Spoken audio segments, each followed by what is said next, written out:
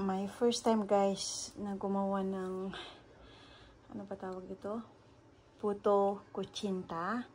Pero alam nyo guys, magwa 1 hour na ganyan pa rin basa. Kaya inalis ko na. Ayan oh, tumutulo. Pero ang sarap ng lasa. Kaya lang, hindi na yata maluluto oh. Ayan. First time ko pa naman. Anong gagawin dito? Hindi ko alam, siguro sobra ng tubig, sobra ng kung ano-ano yung mga ano. Ginaya ko kasi sa YouTube. Oo, yan. Oo, tumutulo. Tubig yata yun, hindi ko alam.